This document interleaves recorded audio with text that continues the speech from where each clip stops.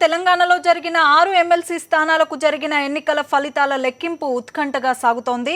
6 MLC స్థానాల్లో 4 TRS, 2 Congress గెలుపొందాయి. Khammam, Mahabub నగర్లో 1 స్థానం, రంగారెడ్డిలో 2 స్థానాలను టీఆర్ఎస్ కైవసం చేసుకుంది. నల్గొండ, మహబూబ్ నగర్ చేజిక్కించుకుంది. ఖమ్మం ఎమ్మెల్సీ స్థానం గెలుపుతో టీఆర్ఎస్ ఖాతా తెరిచింది. ఖమ్మం ఎమ్మెల్సీలో సిపిఐ అభ్యర్థి పువ్వాడ నాగేశ్వర్పై 31 ఓట్ల తేడాతో టీఆర్ఎస్ అభ్యర్థి బాలసాని లక్ష్మీనారాయణ గెలుపొందారు. ఖమ్మంలో ఎమ్మెల్సీ స్థానానికి 726 ఓట్లకు గాను 692 ఓట్లు పోలయ్యాయి. టీఆర్ఎస్కు 316, సిపిఐకు 275, వైఎస్ఆర్ కాంగ్రెస్కు 102, నోటాకు 1, ఇక 1 ఓటు చెల్లలేదు.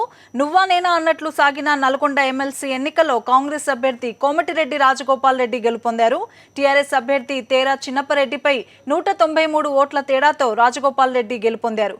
నల్గొండ ఎమ్మెల్సీలో 1100 ఓట్లకు గాను 1096 ఓట్లు పోలయ్యాయి.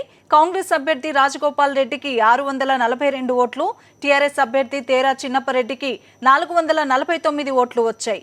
తొలి ప్రాధాన్యత ఓట్ల తేడాతో కోమటిరెడ్డి గెలుపొందారు. ఇక రంగారెడ్డి జిల్లాలో 2 ఎమ్మెల్సీ స్థానాలను టీఆర్ఎస్ గెలుపొందింది.